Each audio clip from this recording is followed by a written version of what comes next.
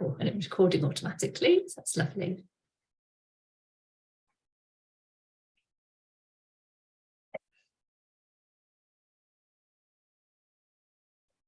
Brilliant, and we've started to get some people join. So as you're joining, I'll probably say hello a good few times, but thank you for being a minute early, if not bang on time. Much appreciated.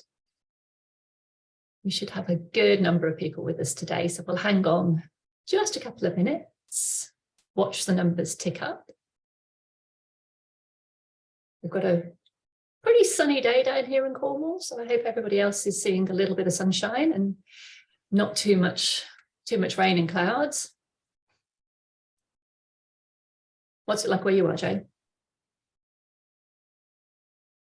Very grey. Oh, sorry about that. Maybe Cornwall's stolen all the sunshine. Yeah, no. Not long till March, and get those bluebell walks going. I know. We tend to be a week or so, a couple of weeks sometimes ahead down here. So it's, I always report to people up country and say, oh yeah, the daffodils are out. And then, you know they're on the way. Well, I guess it's nice until the crowds start coming down to Cornwall as well. Yeah, I know. The last few years have been a bit bonkers, but it's worth it. Lovely. Morning, Lucy. Morning. Thanks for that. A few more people joining.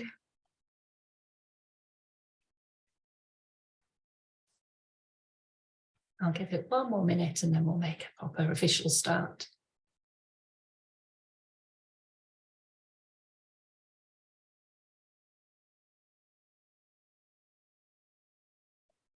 Hi, Sarah. Thanks for the message.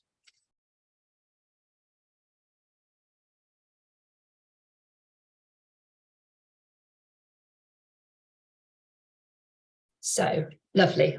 We've ticked over to 12:31. So let's make an official start on this. Afternoon, everyone. I was about to say morning, but it really isn't anymore. Thank you for joining us. This is the ISE Springpod webinar. We're going to be talking about attracting and talking to students from low socioeconomic background. So it's going to be a really interesting session. Thank you, Springpod, for doing this.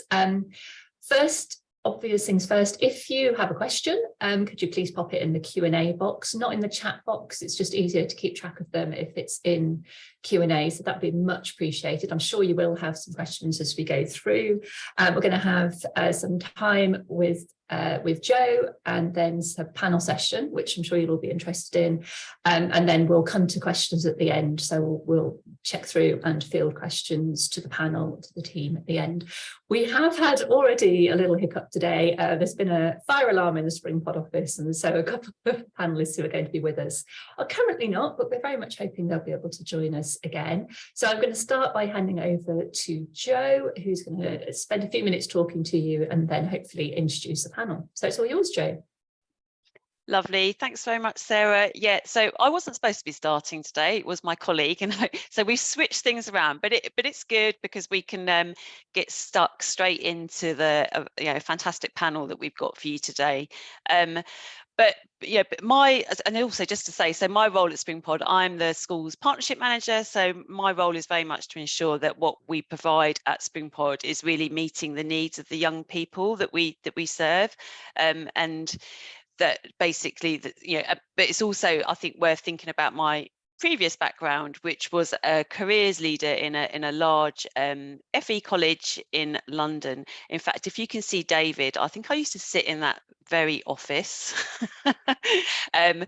So David is actually from one of the colleges where I used to work. But I just thought it might also be useful to talk about sort of student engagement generally. So thinking back to what I used to do, and it was a challenge sometimes thinking about it, thinking back to kind of when we had events and activities and really fantastic, amazing careers activities for students, and sometimes it was a bit of a challenge to get students engaged with this, and that could be for a number of reasons really, and sometimes it was purely practical reasons.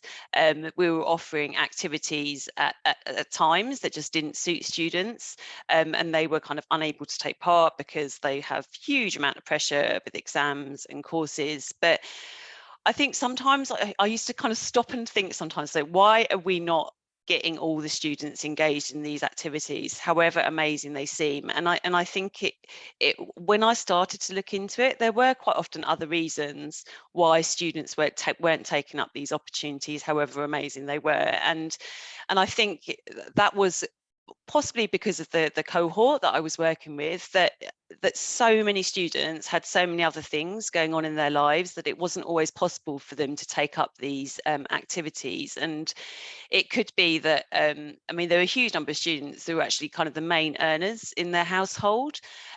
Some of them may have significant caring responsibilities. So some students used to come into college and literally kind of whiz home because they had to kind of go and look after a sibling or a parent. So actually, it wasn't through lack of interest that sometimes students weren't engaging in these activities. It was quite often because they simply couldn't fit these, these really impactful and engaging opportunities into their schedule. So, and I suppose the other thing to think about is that, a lot of the young people that we work with, or that I used to work with, quite often wouldn't know anyone in these kind of corporate professional roles. So even though I worked in central London, a lot of the young people wouldn't have gone into the city before, they wouldn't know those people, so they didn't have those role models. And it can be extremely intimidating for a young person, or anyone really, if you're not familiar with those roles. So I used to spend a lot of time in my previous role really trying to break down those barriers and kind of take the right approach. But I think, what I soon came to realize is that basically one size doesn't fit all. And I think that experiential learning was definitely starting to have a more of an impact with students. And although I absolutely love a book, my careers library, it soon became evident really actually it was more important to have a list of kind of useful websites and useful online experiences. And I think, I got really excited, with when organisations like Springpod came onto the scene, really, because it meant that, that student that was dashing back home because they had to look after a parent or a sibling could now suddenly access these opportunities. So it just made everything a little bit more accessible. And it kind of made me think, actually, rather than investing in all these careers books that were literally never opened, it felt that it was more important to kind of invest in kind of the IT and tablets so students could access these opportunities virtually. So that's really kind of just what I wanted to say. But I think what we really need to know is what young people want from us as employers. What really makes an impact to them in terms of making those decisions about their next steps. So my colleague Stevie is going to go on and do his little bit after this, but we'll start with this panel because I think we've got Holly, Madeline, David, and Mortartha, I think, is also in the audience, who's also on the panel. So if I could ask you to put your camera on, Mortartha, if you're there. I'm sure she'll appear in a minute, but we'll just get cracking. So, and feel free to obviously pose your own questions to these young people as well, because these are all people who have made, young people who have made those career decisions or are in the process of making those important decisions about their next steps. And if you've never watched it, there is a parliamentary review. So Holly and Madeline are actually famous because they were filmed and they were part of a really important parliamentary review looking at kind of careers, resources and activities. So we're really happy to have everyone there. Brilliant. Oh, is that Heneen as well? Brilliant. Okay, there you go. So we've got two on one screen there. So I'm just going to start by asking each of you if you could just tell us, introduce yourselves and just tell us a little bit about your plans for the future and what you're doing now. So I'm just going to I'll start with Holly because you're in the first one on my screen. So Holly, do you want to introduce yourself?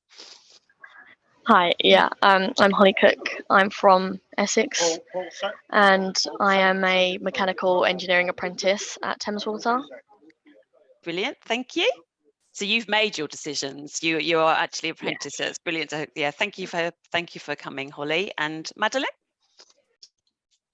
Hi, I'm Maddie. I'm from South East London and I'm a trainee civil engineer for Scanscar. Fantastic. What amazing opportunities both of you have.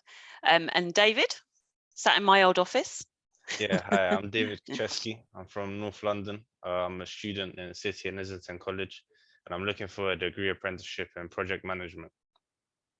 Brilliant. Anyone in the audience that can offer one of those by the end of this webinar? Okay, and then we've got the two there at the end, Mortartha and Tanine. I'm Haneen. I'm doing A-level math, physics, and chemistry, and I want to do biomedical engineering. Brilliant, thank you. My name's Mortar, and I'm doing a BTEC Level 3 engineering, and I'm looking to do a degree in computer science. Brilliant. So we've got a range of aspirations there, and some that have already gone on. So fantastic. So I'd like to ask, let's start with Maddie. What can you, thinking back to when you kind of made your decisions about your next steps, can you think of anything, sort of the information that you really needed from employers in terms of making those decisions? I think at the time it was kind of unclear what my job role was actually going to be. So I signed up for a civil engineering apprenticeship, but my job role was a site engineer, and I never knew that at the time. And it would have been better for me to know what my day-to-day life would have been, so I could have made my decision more clearly. I love the decision that I made, but that could have been more clear. So what sort of, in terms of thinking about kind of, so you had the information that you were kind of reading, but I suppose thinking back to what I was just saying about that sort of experiencing something, do you think that would have been useful to you to actually experience the job to a certain extent? Yeah, probably. I think because I'm on a construction site, it would have been quite hard to actually experience that, as you wouldn't have been allowed to. But it'd been nice, maybe like a tour around the office I work in, or just to see whereabouts I'd be based. Yeah, brilliant, thank you. And David, you're kind of a bit, you're in the process of making those decisions. So you've got an audience of employers here. So what information do you need from them to help you make those decisions? So one of them would be what skills the role itself would develop and how. I think that would be useful to know. And another thing is possible universities that would offer the studies for one time every week, because it says, you know, you go to university, but it doesn't say what ones or what locations. So I think that would be useful. So it could be quite confusing, kind of. So you're looking at degree apprenticeships. Yeah. Yeah, and that whole kind of how does the university bit work is a bit unclear, really. Yeah. Yeah. Okay. And Haneen and Mortar? I think it's really important to state like the location of the site of the work, and specify what are the requirements and what the job will be. So specifically say what I will do in my job. That would be amazing to know. Yeah, because you hear job titles, don't you? But if you haven't really kind of experienced that job, it can be quite hard to know what it actually involves. You're not going to know what you're going to do. So it would be really helpful to like explain what we're going to do and like a little bit on insight here and there. That would be amazing. Yeah, brilliant. Okay. And Mortar? I agree with Haneen and the rest. The descriptive insight would really help a student get to where they want to be. Things in my role that have confused me. So me applying to computer science, although I wanted to be in a software engineering based job, I was quite confused on what to pick because of module mix up. But eventually I was able to find it out and actually see what type of modules I wanted to partake in. Brilliant, thank you. So the process of finding out took longer than you thought, really, or was harder than you thought? Yeah, no, exactly. It's just it's not as accessible as it should be to find specific things and modules or like precise things about a topic or workplace. Yeah, Yeah, well, that's really useful. And Holly, thinking back to kind of when you were sort of making those decisions and finding out about opportunities, what information did you really need to kind of make that final decision about going for an apprenticeship? I think that when I was deciding what I was going to do and stuff like that, I feel like there was a big gap and a big chunk of information missing on, again, with what everyone else has said, with what your role would actually be. Because I've applied to be a mechanical engineer, but that could literally be anything. And it's turned out that I'm office based and stuff like that, and that wasn't even really put across. And I found that was very similar with every apprenticeship that I applied for, was that you got told that you're going to uni 1 day a week, and you were told that what topic, what subjects that you're actually doing, but there's not any specific to actually help guide you on what you'd want. So when if I just carry on with you, Holly, so thinking back to, because I know that your college was brilliant, and like you two, Janice is now famous as the careers lead, isn't she, in the careers well? But so they said that everyone needs a Janice in a college. So thinking about events that you took part in to kind of really just research your kind of next steps, which ones made the biggest impact, would you say? I think in our college we quite often had, we had assemblies, which I know is not very common when you're in the college environment, but we had employees come in and they give their presentation about their company and about the roles that they have available. And then we also had our careers fairs that were during college time, so you'd get time out of your lessons, which meant it didn't interrupt with your home life, and you were able to go forward and speak to about 30 different companies that were all in the same room. I thought those were probably the best ones that we had to actually engage with as many employers and as many opportunities as possible. Yeah, brilliant. And just, I mean, I'll just open up this up to any of the other panelists. I mean, if you see an activity advertised to you from your school or college, what makes it stand out to you? What makes you think, yeah, I really want to do that? I mean, David, have you taken part in anything at Candy? Yeah, I'm in an apprenticeship tutorial group. And so we get a lot of information about literally from the basics. We get told everything, and I found that really useful. We even get told where we can apply to apprenticeships, and not only that, but we also get help with we had help with UCAS applications. So there was a variety of different things that we were, unable to do. That was useful. I'm so excited you said that. I actually set up that apprenticeship group when I was there, and I'm so happy that it's still going, because I think that was really impactful to have everyone in the same room. They're all looking for an apprenticeships, and you could put on a program that was really kind of basically gave the students the information that you need to make that decision, like how to make the application, where to find apprenticeships. It takes that, thinking about what we were saying about things being quite intimidating or overwhelming, it kind of takes that away, doesn't it? Yeah, we also got the chance to do like interviews, like we did practice interviews, so that also helped with pressure of doing that. Yeah, so it just helps you increase your confidence. Yeah. I mean, Morto and Haneen, have you taken part in anything at Westminster Kingsway? And then what kind of made you think, yeah, that sounds really helpful? I've taken a part of KU Ready. I was a KU Ready student, and the thing that made me go to KU Ready is because I saw a poster that was like really short and informative. Like it had all the bullet points that that I'm gonna get from KU Ready. And it just like was there, and it was so colorful and so pretty. I'm like, oh my God, I'm gonna go there. Yeah. So just keep it short, informative, just like the bullet points, and like as simple as possible. That would be amazing. Yeah. And colorful. Yeah, I love that. Yeah, and again, that would have put you in touch with employers and taken away that kind of breaking down that barrier basically between college and employment, future employment. Yeah, it was really helpful. Yeah, brilliant. Okay, so thinking about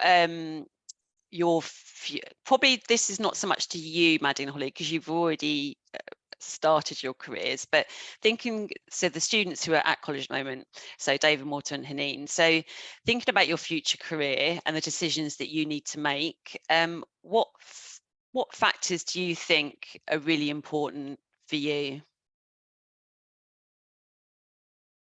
So yeah, David, do you want to start? Yeah, so first, I think it's stressful to make decisions based on what only I think is right. But I've been doing a lot of research, and I found out like what I want my ideal role to develop and what factors are important to me, and that is what skills are highlighted in the role. I like leadership roles. I have a small business myself right now, and I like I'd like to enhance that. So working in a role that I can enhance leadership skills, work with a team that I'd enjoy. Yeah, so seeing that potential and that kind of room for progression. So yeah, brilliant. And have you been sort of weighing up between university and apprenticeships? Yeah, I 100% want to do an apprenticeship. I already, I thought it through as a tough choice at the start, and then yeah, ideally degree apprenticeship, but not limited to that. So what's your reasoning behind that then? Why is an apprenticeship definitely the thing for you? I have a motivation where I want to get into the workforce. That's firstly, and the fact that I can get a degree along with that is it's like a perfect opportunity. Yeah, and yeah, that was pretty much it when it comes to that. Brilliant. Yeah, and Morto, so am I right in understanding you want to go to uni? Yes, you are. Yeah, so when you're thinking about which option you were going to choose in, what has pushed you to uni rather than perhaps an apprenticeship? Well, similar to David, it was a lot of research and really being able to pick out what it was that I wanted. I was stuck between degree apprenticeships and an actual degree for a while, but throughout a lot of research and actually implementing my role into just daily activities, since a lot can really do with computer science, it kind of drove me into the modules and the different things we do in a computer science degree, whereas within a degree apprenticeship, it's more a tunnel and a gateway to a certain role. Yeah, brilliant. So it sounds like you've thought it all through. And so Holly and Maddie, when you were researching and choosing, were there, when did you start really thinking about your next options, and kind of what were the key resources that you used? So I started thinking about my options and stuff like that when I started in year 12, and between beginning of year 12 and the end of year 13, what I wanted to do completely had changed. So I kind of had to start again and figure out what I actually did want to do in the future. And I think I kept my mind open, and I had help through Janice, of course, and interacting with lots of different companies when we did our assemblies, our careers day, and we also did like a practice interviews and stuff like that, and being actually able to engage with the people that actually work at the company, like the people I engaged with at Thames Water in my careers fair, I actually see them quite often and I'm able to talk to them still. So being able to make those connections really helped me hone in and like pick out what route I wanted to take. Actually, it's interesting, because so we run a virtual work experience with Thames Water, so which probably wasn't, I don't think it would have been available when you were choosing.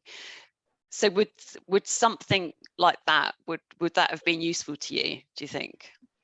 I think it would have, but then also it would be a work experience in one kind of sector, And I'm not sure whether that would have swayed my decision of, oh, I don't want to do that kind of work, so I don't want to go into Thames Water at all.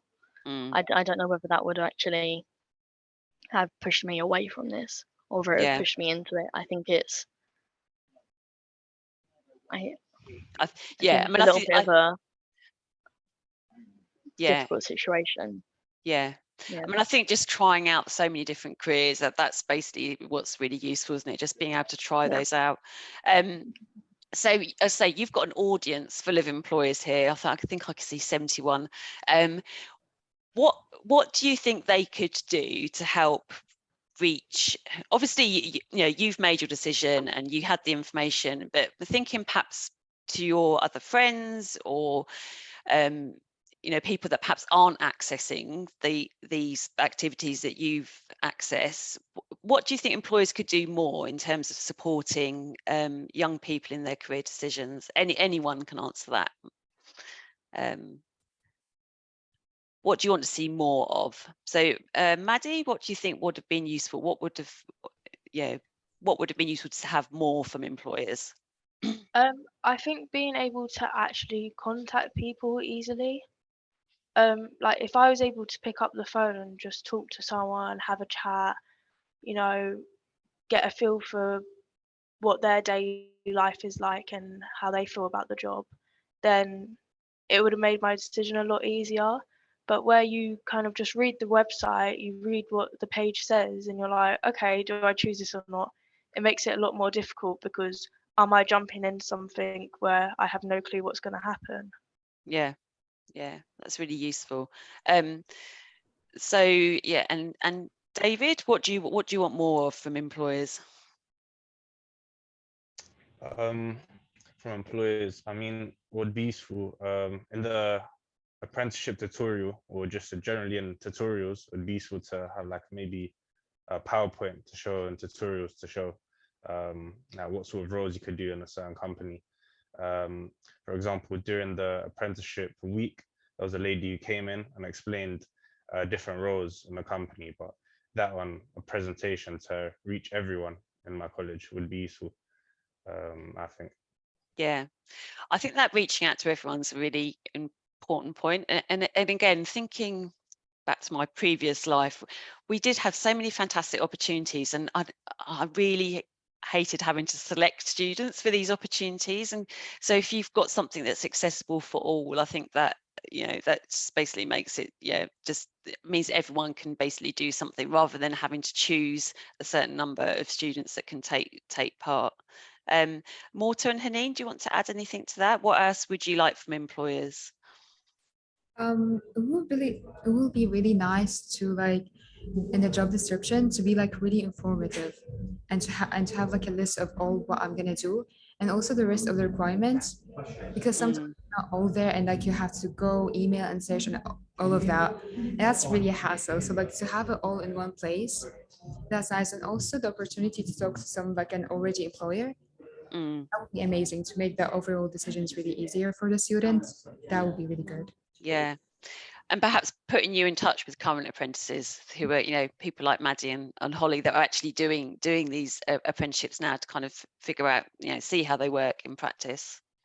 Yeah, Brilliant. Okay, so we're all staying to the end of the webinar, but I wanted to allow Stevie to have enough time to do his presentation as well. So I think if we end our little slot there, so I hope that's been really useful. I always enjoy talking to young people because it just reminds us of our sort of responsibility really as a company, and for the rest of us out there, to make sure that what we're offering is, you know, what they want and what they need, and what more we could do to kind of help them in their decisions. So I'll end our little bit there, but as long as the students and apprentices are okay to hang on, there might be some questions towards the end, but I'll hand over now to Stevie, if that's all right.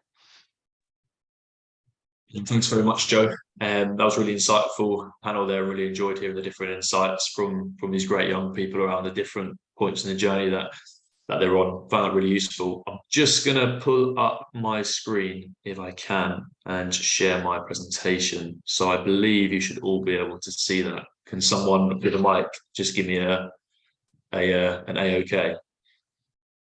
Yeah. Yeah, I can all see. okay. Lovely. Thank you very much. So yeah, just before jumping in, I guess an introduction is probably useful. My name is Stevie. I'm kind of part of the marketing team here at Springpod. A big part of what I do is around data and insights, and also kind of employer campaign delivery. So looking at, being the constant voice, between our students, our users, as well as our kind of clients and our partners, and making sure that we're able to solve problems on both sides of the equation. Also on the call, but muted right now, is John Mallett, who's the Senior Vice President of our Employer Partnerships. Some of you may well know John. John's here just to kind of oversee and help with any questions that any of you may have around working with Springpod and maybe some previous work we've done in the past. Some of the stuff that we're going to go over today may be fairly familiar to some of you guys on the call today. It's something that we're kind of really passionate about, is bringing a kind of persona style, research first approach to kind of the employer marketing matrix. So we've done this with different samples of student profiles on Springpod. And today what we're bringing you is our latest piece of research. So we've done another persona research project, and we've looked specifically at a sample of students and young people from low socioeconomic backgrounds.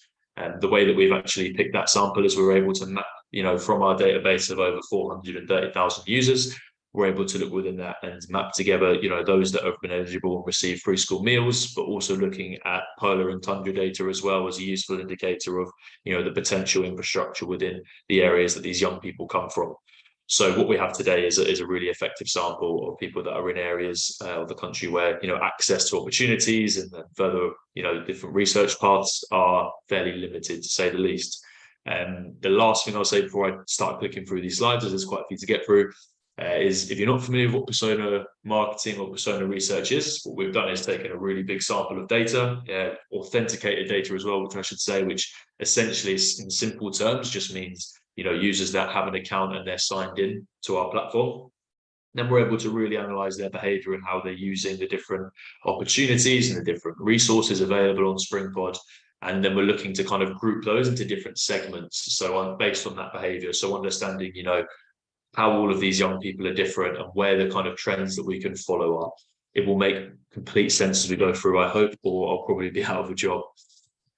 So just to give you a little bit more of an introduction into who we actually are, who Springpod are, we're an online learning community that connects young people with world-leading employers and universities. The kind of mission that we're on is, we're really committed to providing 1 million students with access to life-changing career and university experiences within the next 2 years. And we're well on our way to doing that, as I'm sure you'll see from the following slides. Here's some numbers for you just to pick out what these actually mean and why they're important for kind of context setting who we are. It just shows, the kind of growth that we've had and the kind of level of awareness and engagement that we're receiving on a regular basis with young people. So we've got over 1.5 million people kind of visiting our website in the last 12 months, lots of different sessions within that. We've now got over 430,000 young people on Springpod who are using us to, as we say, take control of their future. But we've also got quite an extensive teaching network as well. And we're well kind of represented by, different demographics. So we've got quite a high female proportion within our database. We're engaging with a lot of young people from ethnic minority backgrounds. And like I've said before, we're well represented by those who are eligible for free school meals, which is data that we consistently capture and map back to the user on the platform. Some more numbers just to give you a little bit more about who we are. 99% of students completing our programs rate their awareness for the careers in their chosen industry as either good or excellent. And 90% of students completing programs are now much more confident about finding a job within that industry. We consistently get high ratings for the kind of engagement and information and what we call edutainment aspects of our programs. You can see that by the 8.5 10. That's consistent across over 100,000 people going through work experience with us, and 88% of students would consider applying to the company that they actually do a work experience with on Springpod. In terms of why employers are utilizing our platform, our expertise, there's a plethora of reasons. I won't bore you with absolutely all of them, but what we've done with this slide is try to just illuminate the ones which we think really will resonate specifically about what we're talking about today. Easy for me to say. So, accessibility, diverse talent pools, boosting social mobility, and inspiring the next generation are kind of 4 real big pillars for who we are and what we do, particularly in the employer space. And I hope that kind of rings true throughout the slides that you're about to see. So now into the kind of good bit, the real piece de resistance, the secret sauce, which is the research itself. So how are we understanding our community of students, which we built over the past few years? The goals of this research, we really want to build an informed and experience-first approach to engaging with young talent from these low socioeconomic backgrounds. So what I've created here is that kind of feedback loop, which, you know, I'm really passionate about closing. This is something that I'm constantly banging the drum for. So it all starts with data analysis. We're in, you know, a really kind of advantageous position where we have a complete plethora of user data. And like I said, it's authenticated, it's rich, it's first party, we own that data. So we're really able to dive really deep into the actual user behavior. You know, we're not just looking at the amount of traffic or the amount of clicks. We're seeing, you know, what students are looking at, what they're applying for, how they're actually behaving when they're doing programs. Are they completing them? Are they dropping off? It gives us a real full picture of who these users are. We then take that data and we push it into what we call the persona-based activity, where we can identify the key audience segments and also then talk about how best to kind of engage and serve those. And then, you know, delivering results for our partners. So, you know, we're not just interested in solving problems for young people. We're not just interested in solving problems for partners. You know, those two things have to complement each other. They can't be opposed and cannibalized. And that's the kind of real central part of our whole approach here. So today, this specific research project, you know, I've kind of been in the lab, if you like, with my headphones on and my head down, crunching through about 45,000 different student profiles. Like I said, all carefully mapped together based on their eligibility for free school meals and also polar and tundra data as well. That pulled together more than 1 million kind of unique data points, which with a little bit of help from some of the team, we were able to analyze and effectively group into the personas that you're going to meet today. And these are those 5 key personas, and you'll see kind of along the bottom that they've each got a different level of confidence score. So, you know, we've got the range here from someone who we would identify as having low confidence in terms of what they want their next step to be, both in terms of industry, but also in terms of pathway. So, you know, they might not even know whether it's university or apprenticeships or employment for them. And then obviously we work all our way through to Courtney, who's our kind of really, you know, confident student in terms of knowing what it is that she wants to do at her next step. You'll have to excuse the kind of almost American style names. I think they're really useful in kind of just making it really clear, you know, the kind of their mindset of what these young people are. But granted that they do make me smile because they are quite cheesy. I can see how that can come across. So I want to take you through each of those, and I am conscious of time, so I don't want to dwell too deep into every single aspect. But the main thing I want you guys to be able to take away from this and retain is you know, how best to actually engage with the students that you're seeing today. And then we'll have a little bit of a recap at the end. And the other point I would make is what's quite, you know, a fun part of this exercise is just, you know, maybe thinking about yourself when you were in a young person's shoes, or maybe some people on the call have children, nieces, nephews, know young people. You can kind of identify yourself or other people within some of these. I know I certainly do. And that's not just because I've made them. But yeah, I think that's a really useful thought exercise to kind of keep in mind as we go through as well, for a bit of fun. So we've got a little bit of a quote just to kind of like contextualize, you know, the type of student this is. You know, some of you may well have heard quotes like this over your kind of journey. So a browsing Billy is the type of student that feels overwhelmed by the amount of careers and university information that they receive. They find themselves switching off when they have to think about it all, and you know they're going to, you know, pay all that attention a lot closer to the time. You know, you're not going to be able to engage them from too young of an age. We want to just give some visibility over some of the actual like demographic data and like a deep dive into, you know, who the students are. It's not necessary to draw any conclusions from. Again, it's just to provide a little bit of insight and depth to the kind of personas that we've pulled out. And, you know, here we've got a little bit more insight into the gender breakdown, and we've also got an insight into what their next steps are, kind of what they're identifying their next steps as they want to be, and the real kind of important other boxes underneath. So I just want to draw the attention, probably as soon as you see this slide replicated for each persona on that kind of pie chart in the top right, looking at their next step, because you know it's no surprise that undergraduate study has the kind of biggest slice of pie, if you like, because we know that you know, most students, the majority of those still are applying and going to university, although that is a trend that is kind of fast progressing year on year, and apprenticeships are getting much more of a foothold in the market, which is great to see. But if you look at, you know, students that are open to employment opportunities as their first choice, we've got over 30% there, which is quite a significant portion. And when you think about, the amount of students that we're talking about here and how that can replicate out to and extrapolate out to the wider student audience, it's a massive amount of students available to engage with. And then the other is just the students that aren't sure. So if you think about how many of those are persuadable and almost winnable, if you like, for different apprenticeship and employment opportunities, the opportunity becomes massive, so it becomes less about, having to claw back from universities and compete with universities, but how you make apprenticeships kind of stand on their own 2 feet and really have like a high affinity and a high recall with the younger audience. So who is Billy? Billy's someone who's not very confident in terms of what they want their next steps to be. They really feel the pressure, their peers, their parents, their teachers, they all influence their decision making. They're likely to verbalize a lot of that stuff. Likely to change their mind on what they want to do more than once, likely to flip-flop a little bit. They feel quite overwhelmed by application processes and may well miss them if they're not, really clear and they're really being told exactly what to do. In terms of how that manifests itself into behavior, they're very reactive, they're not particularly proactive, unwilling to engage with your direct response, like kind of apprenticeship or employment promotions.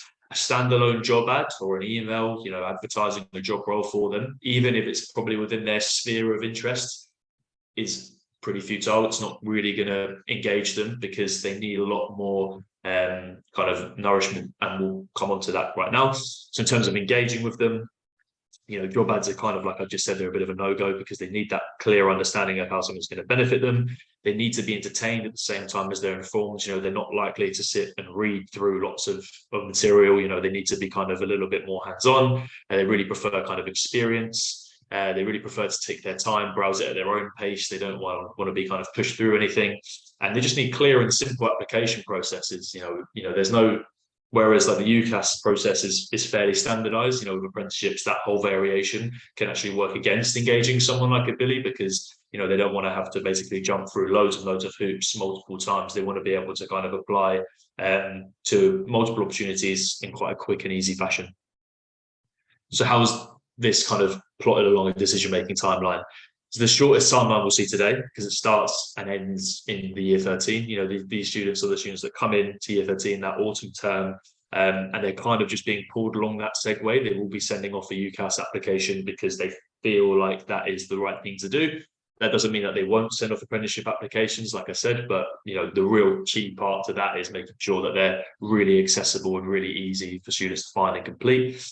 They really feel that pressure, so heaping that on even more and making them feel pressure to choose is likely to turn them away as well.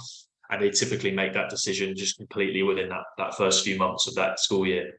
It actually extends, beyond, that first term to think about when it gets to the summertime, they may not still have like a firm grasp of what that next step's going to be. They're aware that clearing is a viable option for them because of that lack of preparation, particularly. And then they're actively researching all of their different options, and they're still open and receptive to apprenticeship information even at this point. And these are the kind of students we think are at the highest risk of becoming NEETs, so not really in full-time employment upon leaving school, which means that there's still potential opportunity to engage them after they complete.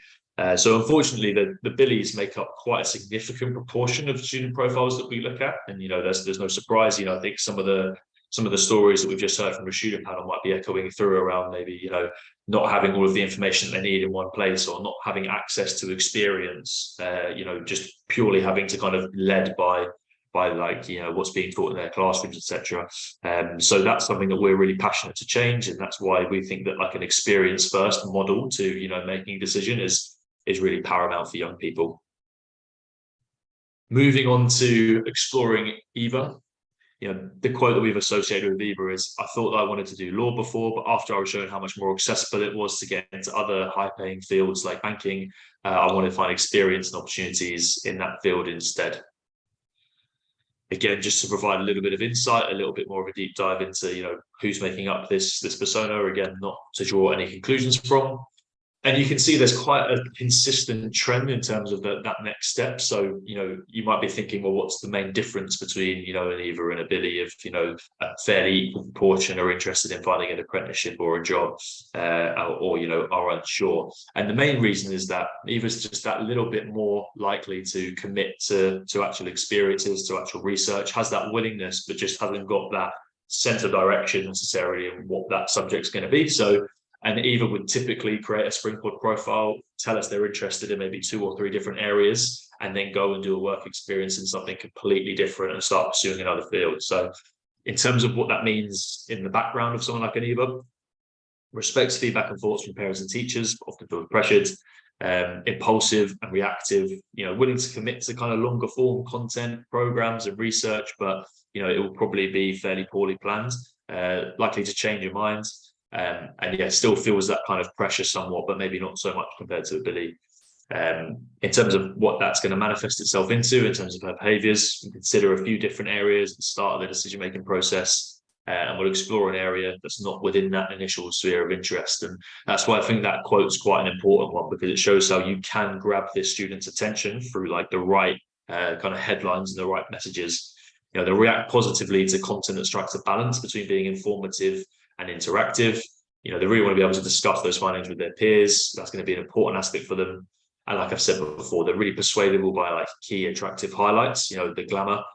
When I was 16, I was a bit of an Eva. You know, I watched a few episodes of Suits, which is a kind of law drama program, and thought I wanted to be a lawyer because I, you know, really aspired to be like some of the characters in the series. But and that might have put me down searching for law work experience. And that's a little bit of a funny anecdote as to, you know, how an Eva can be influenced. You know, it's not necessarily just about, you know, getting in her inbox with different job ads or getting that on her screen. You know, it's the wider world around her and her thinking about the type of person that she wants to be, and looking kind of outside of the kind of traditional sphere of influence of school and college and whatnot to kind of, you know, think about that. So you've got a slightly different decision-making timeline here and a slightly longer run-up, because like I said, compared to a Billy, there's a much greater willingness here to actually engage with that material and actually go and experience, you know, what it is that they want to do.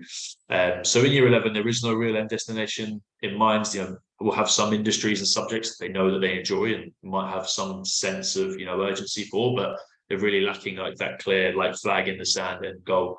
When they get into year 12, it's all about kind of comparison and contrasting, really likely to kind of finalize that area here.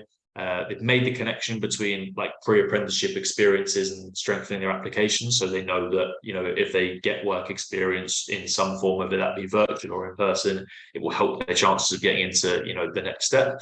And they're kind of intent on gaining experience to help with the decision-making aspect as well. It's not just about strengthening their application. So when they get into year 13, they likely have that area, you know, they're likely to have kind of finalized it. They become much more receptive to apprenticeship and careers information at this point in the journey, and they're influenced by big benefits such as the more glamorous sides of a route or a role. You know, so like salary, for example, could be highly persuasive if they understand that they think they're interested in law, for example, but they understand that they can still earn a high salary or a higher salary in another field. That might turn their heads. But in terms of what that means for like traditional engagement strategies, like a job ad just won't be enough. They need to be more kind of persuaded by, you know, like the lifestyle elements and the attachments that come with that. So giving them the chance to kind of experience that and engage with them through like an effective content piece is really going to help, you know, persuade someone like Eva to go down a certain route that is right for them. Moving on up still in the kind of getting to the more confident students, and interested Igor is kind of someone who we think is bang in the middle of, you know, having a good level of confidence but still a good level of uncertainties. So the quote that we associate with an Igor is changing the mind on what they want to pursue as they become aware of other options out there, because like their interests and hobbies change as well. They want to make sure they have experience and knowledge within certain fields to compare them properly. So the key words that I would use for someone like Igor is context. They need to contextualize, you know, what it is they're reading, what it is they're learning, to really rule something out. You know, it's very unlikely that they're going to be reading stuff and just, you know, don't want to do that, don't want to do that, don't want to do that. They want to be more kinesthetic, getting hands-on and experiencing, you know, the sector. So again, it's quite interesting just to observe the different fluctuations between ethnicity data. So this is the first non-majority, you know, white data set that we've looked at today. Again, no conclusions to be drawn, it's just for visibility. And you'll see that kind of finding apprenticeship size of the pie has gotten bigger, but finding a job has reduced slightly, and undergraduate study has kind of improved as well somewhat. So again, still a very high winnable, addressable market there from an employer perspective, and like quite a high affinity for like specific apprenticeships as well, which is really encouraging to see. So what is the background of an Igor? Really driven by authentic information from employer brands. Already changed the choice at least once, you know, by the time they get into year 13, and might do that again. So they really want to scrutinize their preferences over time. In terms of behaviors, we're looking at a go-getter with genuine interest in multiple areas, you know, really struggling to kind of figure out which one is absolutely best for them. They need to experience something before ruling it in or out. You know, they're not going to be sending off loads of applications for something that they haven't got a level of experience within and a level of understanding and context for. Most likely to engage with content that adds value in subject areas that they're interested in. In terms of what that means for like from an employment perspective, how do you engage with a student like an Igor? It's through comprehensive content, and that provides representative insight that's going to pique their interests. So, you know, that might come in the form of conversations like we've kind of picked up through the student panel with, you know, existing apprenticeships or existing professionals within that field, you know, someone who can really help them kind of understand what it is they're going to be doing. But obviously the kind of in-person experiences, virtual work experiences, anything online that just provides that context, to use that word again, is going to be really, really powerful. So again, it's less thinking about you know, instant response, direct marketing campaigns. You know, they're not completely irrelevant here, but they need to come, you know, maybe after, you know, you've engaged them through some type of experience and kind of got your employer brand really cemented within them. You know, you want to be able to provide the opportunities that are kinesthetic with industry practice, and how that then kind of plots itself on the decision-making journey. We're probably going to be looking at the longest that we're going to look at today, or certainly one of them. So in year 10, you know, they've got quite a high, you know, interest in figuring out what they want to do. So the reason their confidence is in the middle is because they're the student that's going to come to Springpod and do, you know, 3, 4, 5 work experience programs in completely different industries. Because, you know, they have a hunger for it. You know, they want to learn, they want to gain experience, they're really proactive. But they're just, you know, the fact that their confidence is reduced is just due to the fact that, you know, there's no clear, like, you know, it's not like they're doing 5 work experiences in one industry. They're doing them in, you know, a complete range. So they're really just trying to find out what's right for them. So they do start young in year 10 in thinking about what they want to do. In year 11, they start to have more conversations with their peers. They really want to make the connection between, you know, what subjects they're choosing between GCSE, you know, or whatever they do, whether it's an A-level, T-level, BTEC, you know, and how that then extrapolates onto what degree or apprenticeship or employment opportunities they can open themselves up for. And yeah, looking to get hands-on in year 11 as early as then. Year 12, it's just kind of, you know, doubling down on that. You know, they're going to start really, you know, researching in a bit more detail, experiencing a lot more, and shortlisting, you know, those different opportunities that they think are going to link them to the right destination. And then year 13, they've kind of got that shortlist there. You know, they've experienced the world of law, they've experienced the world of banking, they've experienced the world of engineering, and now they want to just kind of, you know, figure out which is the best opportunity for them, and then start, you know, fine-tuning their kind of, you know, UCAS, their personal statement, their apprenticeship opportunity applications and whatnot. So they're really keen just to get some last-minute guidance on that too. Running through them, so we've got our next kind of distinct persona is an interest or an intent, Isaac. So Isaac is someone who has a good idea of what industry they want to enter, which route they want to take. They're keen to gain experience and do further research into a couple of particular areas so that they can make an informed choice. So this is where we start to get to the students that, you know, a little bit higher on the kind of confidence scale, because, you know, they're kind of reducing that sphere of interest to really focus on just kind of 2 key areas. Again, just kind of giving you that visibility over, you know, how these students are represented within our database. And you find that the trend is now kind of, as we've gone through the confidence, is that other slice of the pie just keeps getting a little bit smaller. The final apprenticeship stays really high. The undergraduate study kind of continues to grow slightly as well, because there's a little bit less ambiguity about what they want to do. They have a bit more of like a sense of direction from a younger age of, you know, I think the university is going to be right for me, or I think that an apprenticeship is going to be right for me. The background to an Isaac, you know, they look beyond the role and package, you know, that they're being offered from an apprenticeship perspective. They really care about who the employer brand is and what the future prospects of entering that industry actually are. It's still likely to change their mind maybe at least once. The focus on the word degree. So, you know, although there's still many eligible kind of apprenticeship options available to young people that aren't necessarily degree apprenticeships, you know, there's a complete amount of other level apprenticeships that's still really relevant and really useful, they're probably going to be sidetracked by they either want to be ending up getting a degree or getting a degree apprenticeship because they really attach themselves to the sentiment of what that word means and the weight of it.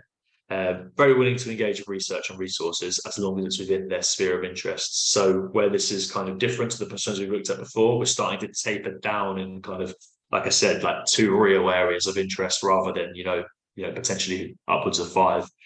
So in terms of how they behave, very proactive mindset, willing to commit to multiple long structured programs, different forms of content, really want to engage with an area before removing it from consideration. So in terms of engaging them, again, it's similar to an Eagle, but there's real clear, distinct ways to engage with an Isaac. And so, they really crave experience, but they're going to be much more selective with what they actually go for. So they need to be able to contextualize the benefits, quite similar to an Eagle that we just looked at, but they really still need to understand, the benefits to them compared to that other option that they may be looking at. And they really still want to be entertained at the same time as informed. So again, we've got a kind of equally long timeline here, because they've still got that real keenness to kind of make a decision and they understand the importance of doing so from a young age. But again, it's just kind of picking between 2 areas. So, whilst I was showing you how I identified with one persona earlier, I also particularly identify with an Isaac. When I was in year 10 and 11, I was really switched on to trying to find out what I wanted to do. Thought that was, a sports science kind of physio route. Then I realized I had to take biology A level and learn about plants, and I was less keen about that. So I realized how much I enjoyed business and kind of went down a business and marketing route, which is what I got my degree in, and what the industry that I work in now. So I think that's kind of a good anecdote to kind of contextualize who an Isaac is. They're a switched on student, they're really engaged, but they've got 2 areas that they're really thinking about, and there's probably going to be different reasons for each student as to why they end up like picking one over the other.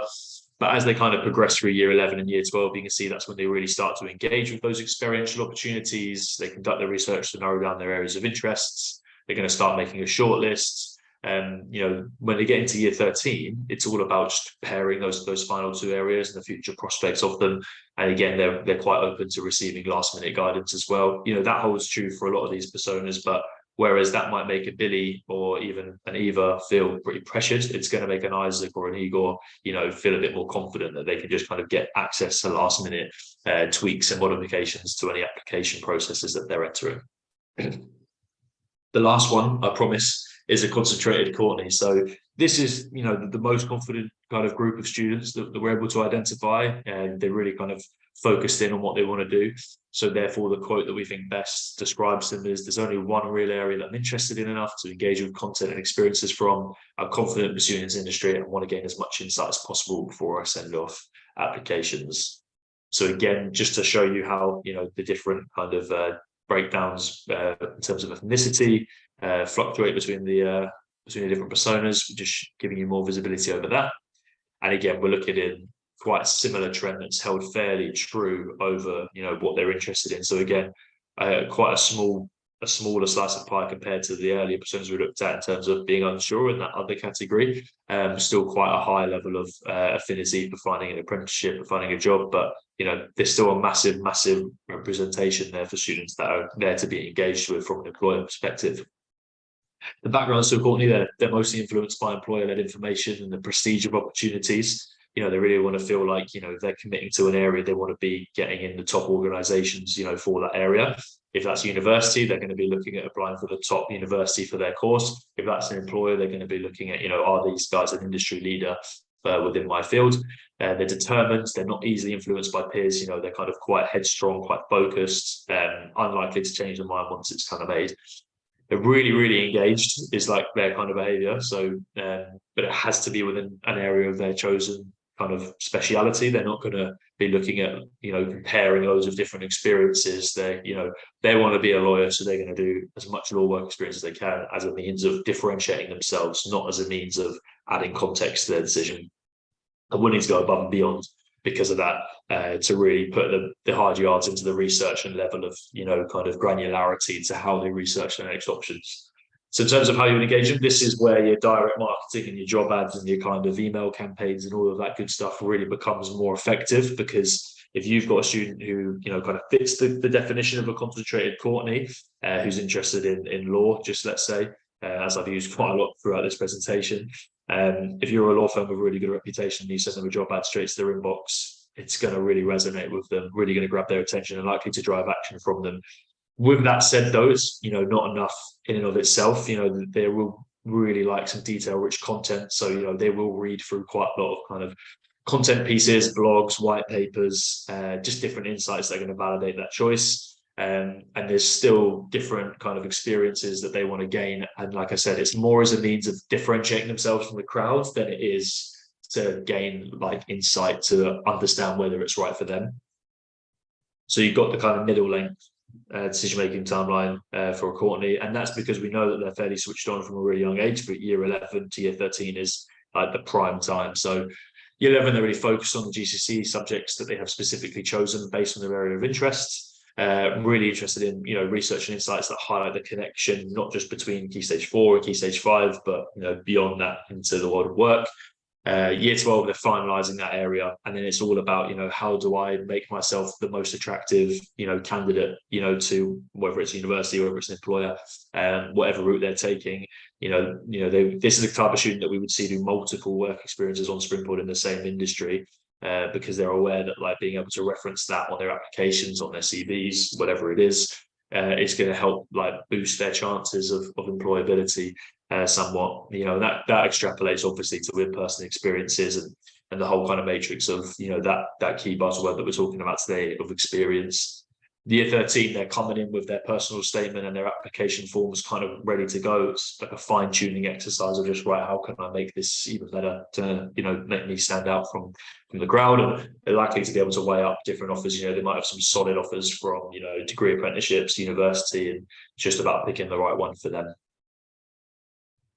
So really conscious of the fact that I've just whizzed through, you know, quite a lot of data, you know, and shoved quite a lot of stuff down you guys' throat. So I just wanted to circle back quickly and think about what are the actual key takeaways of this. I mean, obviously you're going to have the chance to ask some questions, and we're also more than happy to share this research so that you guys have access to it, because we think it's really, really important. But I just wanted to kind of recap on the key sentiments of, you know, what this whole approach actually means. So students will behave differently, you know, that's, you know, might sound like I'm stating the obvious, but, you know, time and time again, when we speak to partners and, you know, when you kind of interview them as well and kind of in depth, you understand that like there's maybe some gaps in appreciating that and how you actually seek to engage with young people. You know, you might just think that like if you put budget towards, you know, sending job ads to a database of young people that you think might be interested in your area, you know, you're really kind of only resonating with one persona there. So the universal truth to all of the personas is that, you know, there's a lack of access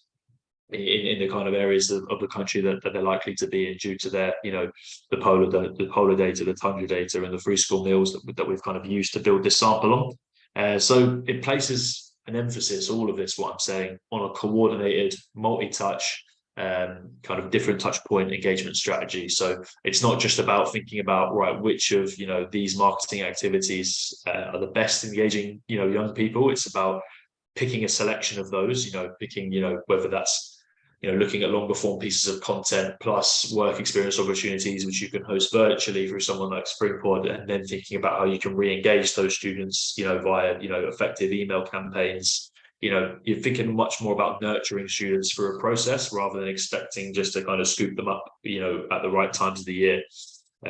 So engaging talent with that low socioeconomic areas, like anywhere across the country, it requires that strategic matrix of activity. And we really consider ourselves to be quite expert within this area, and really confident in our ability to consult on what the best kind of combinations of initiatives are to kind of reach students that you would want to reach. And most importantly, that's because we think that, you know, the activities that we're able to kind of put together really solve problems for young people, which is, you know, really inherent to what we're passionate about. Different students will be more receptive at different times during their school journey. So if you're trying to engage with a browsing Billy in year 10 and year 11, you can kind of forget about it. You know, they're just not going to engage. They're so hard to reach at that age because, you know, they're just not thinking beyond that school year. Whereas someone like, you know, the Igors and the Isaacs of this world, maybe so. So thinking about how you can kind of tailor and taper and engage, you know, over time to really retain their interest. And each persona represents an opportunity to engage students that are considering alternative next steps. Like we saw, a lot of students kind of make up that other slice of the pie, not necessarily sure whether they want to go to university or apprenticeships. And even within the big kind of university slice of pie, there'll be swayable, winnable percentages of that too. So what are the universal truths from this research in terms of that applied to, how, regardless of persona, you were able to kind of claw back some of that market share, for want of a better phrase? Effectively be mapping those user journeys, understand how a young person discovers your brand and discovers your opportunities. Where are they coming from? Are they searching for it online? Are they being driven there by a teacher? Are they finding it themselves? Optimize the application process. We know this all painfully true ourselves, because we deal with a lot of applications for work experience that, it's a key way where you can lose a student's interest is by having a really long, rigorous, rigid application process. So making sure that it still gives you the information that you need, but is really easy and enjoyable for a student to complete. You're going to really see big wins there. And just ensuring that those opportunities and the information are easily accessible. Again, what's echoing in my head right now is from that student panel, understanding that it's hard to find all of the information in one place. It's all scattered around. So making sure that even if that is the case, there's still a way of making your opportunities and your information really easily accessible for young people. Again, it's a real big way that you can start to kind of claw back some of that market share from universities and really engage with students in the opportunities that you can provide them, because we know how good they are for young people. And thankfully a lot of young people know that as well nowadays, certainly more so than when I was at school. So that is the research. Just put this holding slide in here for any Q&A, and I wanted to kind of reintroduce Sarah at this point as well. I have no idea what the time is because my screen has not got a clock on it, so I have no idea. I've lost everyone gone way over. But yeah, happy to answer any questions. I'm happy to say, or not happy to say, that we don't have time for any questions. I'm happy to say that you've more than filled the time that we had available to you, Stevie, but that was hugely interesting. There's a lot of comments that have come up from people to say thank you, and how insightful it's all been. So I think it's really been useful for all of our participants. But we did pop a note in the chat. If you do have questions, you can email the Springpod team and they will happily answer them for you. And just remains to say thank you, not just to you, Stevie and Joe, but for all of our student and recent student panelists as well. Thank you for attending. Your insight was also hugely appreciated. So I will stop recording and finish the webinar. This will be live, and we'll be live on YouTube, and then we'll be able to share the slides with you as well afterwards. So thank you to everyone that's left, and hope to see you at an ISE event soon. Thanks, Sarah. All the best, everyone. Take care. Thanks, everyone.